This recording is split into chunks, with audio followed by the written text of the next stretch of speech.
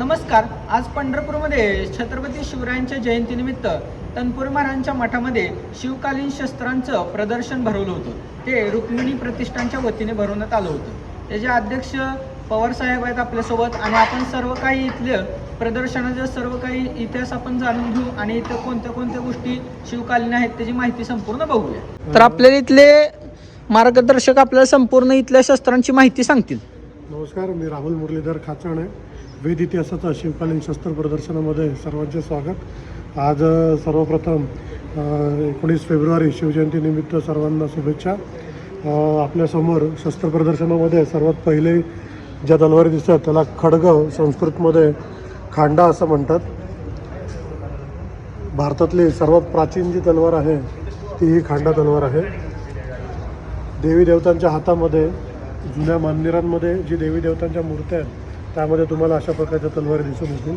त्याचबरोबर छत्रपती शिवाजी महाराजांच्या ज्या ज्ञात 3 तलवारी आहेत, भवानी तलवार, जगदंब तलवार आणि तुळजा तलवार, तर या अशा प्रकारच्या तलवारी आहेत. यांना धूप असं म्हणतात.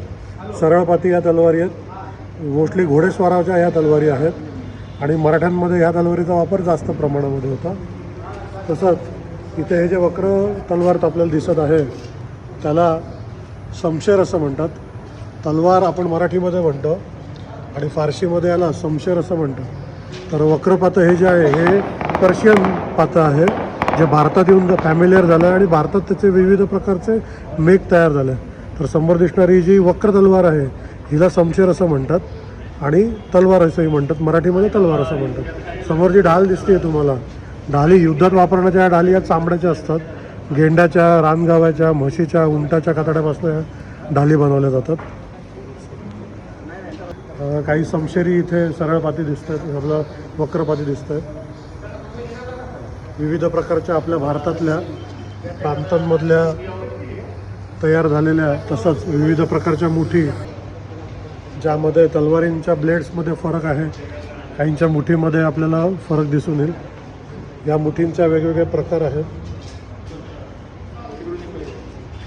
धोप ही तलवार आहे, ज्याला फिरंग देखील म्हणतात, कारण त्यावेळी ह्या तलवारीची पाती परदेशातून इम्पोर्ट केली जात होती.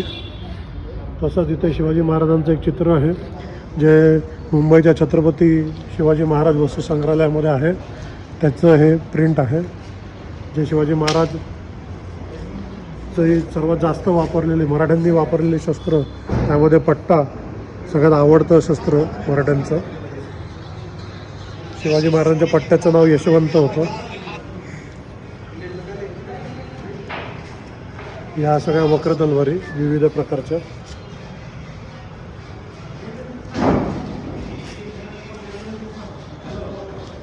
भारतात सापडणाऱ्या विविध तलवारांची ही चित्र आहेत.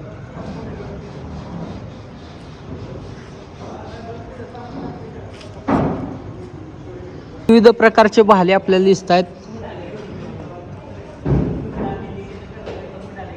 अगदी भारतीय हिंदू बनावटीचं शस्त्र ते म्हणजे कट्यार, ज्याला संस्कृतमध्ये जमदाड असंही म्हणतात. अगदी वेदांपासून याचे उल्लेख मिळतात. विविध प्रकारच्या कट्यारी आहेत. काही जोड आहेत, अशा ब्लेड वेगळा आहे, मूठ वेगळी आहे.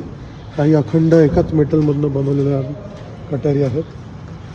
जशी आपण मोठी शस्त्र पाहिली तशीच ही लहान शस्त्र जी कमरेला लावली जातात.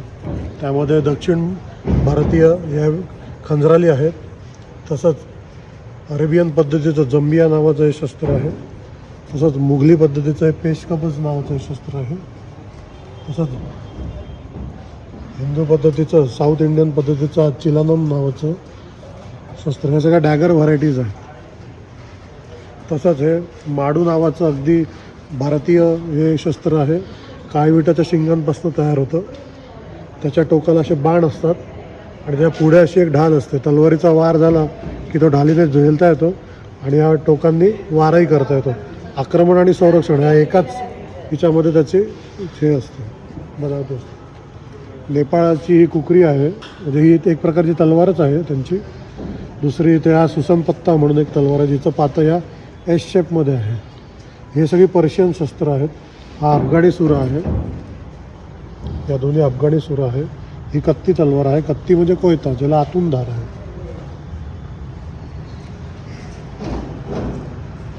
या काही शमशेरी किरच आहेत, या लहान तलवारी आहेत, थोड्या कुऱ्हाडी आहेत. त्याच्यात वैशिष्ट्यपूर्ण म्हणजे जगनाल नावाची कुऱ्हाड आहे. चिलखतं भेदण्यासाठी, शिरस्त्राण भेदण्यासाठी त्याचा वापर केला जातो. या कुऱ्हाडी ह्या युद्धामध्ये वापरण्याच्या कुऱ्हाडी आहेत. जशा या कुऱ्हाडी शेतात वापरल्या जातात तशा त्या युद्धातही वापरल्या जातात. या सुद्धा कुऱ्हाडी फारशीमध्ये याला तबर असं म्हणतात.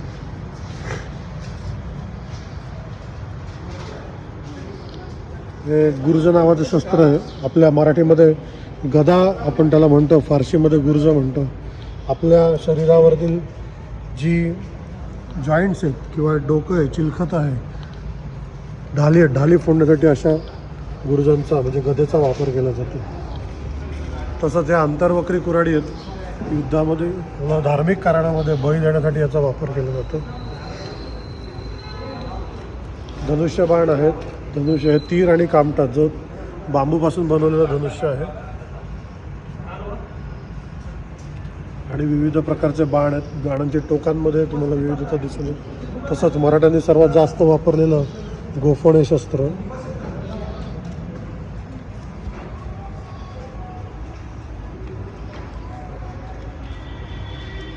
हा पोलादी धनुष्यबाण.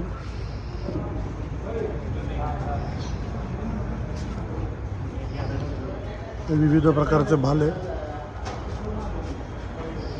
अंकुश, हत्तीला युद्धामध्ये कंट्रोल करण्यासाठी वापरलं जाणारं हे एक शस्त्रच आहे, याला अंकुश असं म्हणतात. हे देखील विविध प्रकारचे भाले आहेत.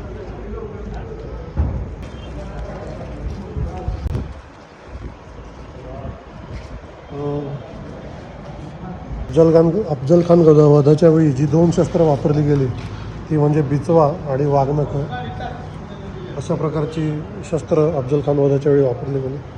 तसंच इथे विविध प्रकारचे तोफगोळ्या आहेत. काही दगडी आहेत, भरीव लोखंडी भरीव आहेत. आणि हा जो आहे हा कुल्फी गोळा आहे. हा जागेवर जाऊन ब्लास्ट होतो. ही शिवाजी महाराजांची पत्रं आहेत, जी मोडी लिपीमध्ये आहेत. ही भाषा मराठी आहे पण लिपी मोडी आहे. यावर तुम्हाला शिवाजी महाराजांचा अष्टकोनी मुद्रा तुम्हाला दिसेल. शिवाजी महाराजांच्या काळामध्ये राजव्यवहारामध्ये जी लिपी वापरली जात होती ती मोडी लिपी, भाषा मराठी, लिपी मोडी आहे. बाजीराव पेशव्यांचं पत्र आहे.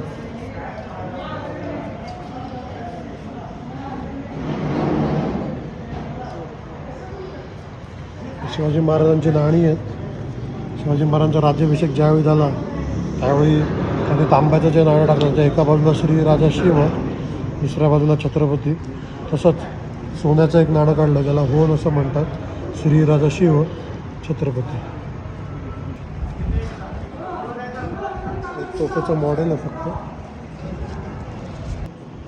आपण इथले संपूर्ण शिवकालीन शस्त्रांचं प्रदर्शन पाहिलंच आहे या व्हिडिओच्या माध्यमातून, या यूट्यूब चॅनलच्या माध्यमातून. व्हिडिओ आवडल्यास लाईक करा.